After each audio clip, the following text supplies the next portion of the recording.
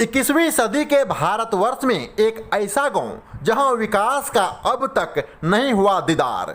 झारखंड के रांची में आदिवासी बहुल यह गांव विकास में फिसड्डी। हम बात कर रहे हैं रांची से करीब 24 किलोमीटर दूर कोनकी पंचायत के कतरिया बेड़ा गांव की, जहां पक्की सड़क भी विलुप्त है।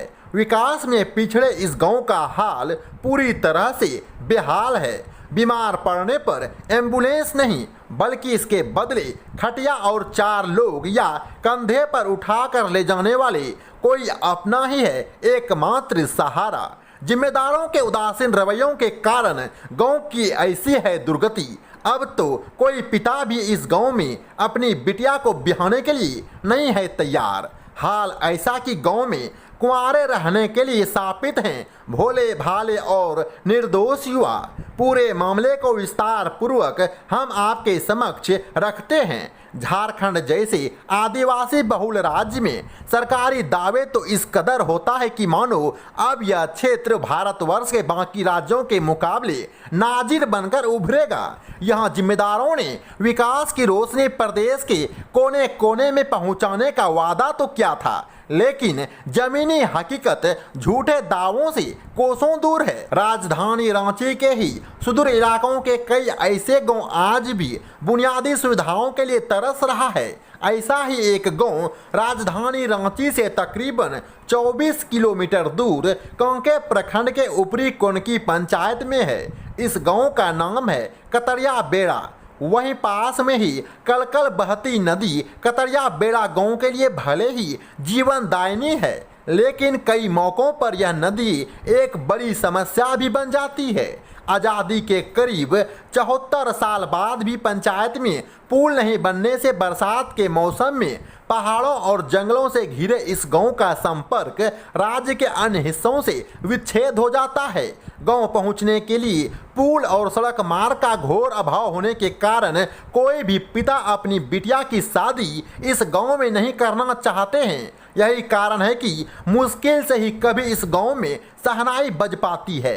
वहीं पहाड़ और जंगलों के बीच सालों से जारी यह सफर बयां करने के लिए काफ़ी है कि इस राज्य में विकास के वादों की जमीनी हकीकत क्या है।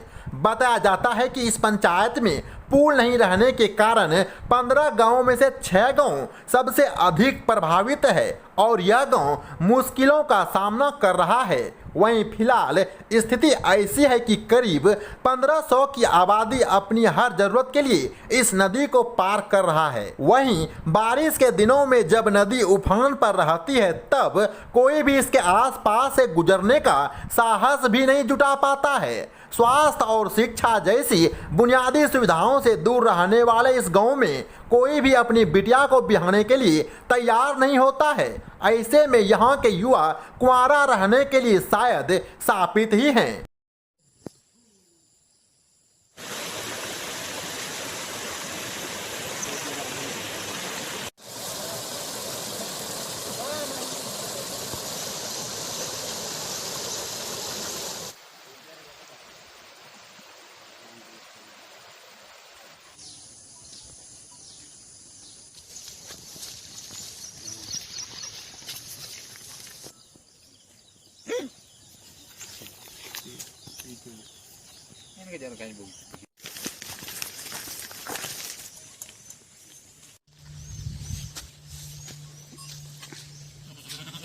भेड़ा भेड़ी से बंदा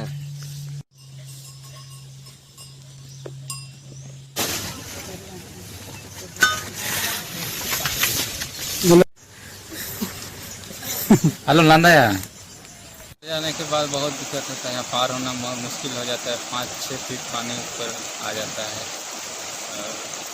जब जिस आदमी को बीमार पड़ता है तो खटिया में लेकर जाना पड़ता है। इस गांव में बहुत पढ़े लिखे युवा हैं, फिर भी यहाँ रोज़गार नहीं मिलता है और बाहर अगर काम करने जाते हैं तो 5-6 किलोमीटर पैदल जाना पड़ता है, तब गाड़ी रांची जाने का मिलता है।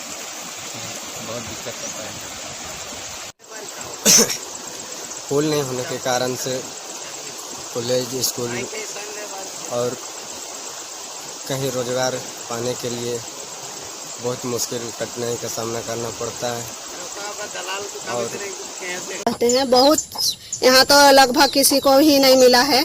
और हम लोग मिट्टी का घर में रहते हैं और हम लोग का ये कतरिया बेड़ा ग्राम पड़ता है और मेरा नाम है सुनीता देवी।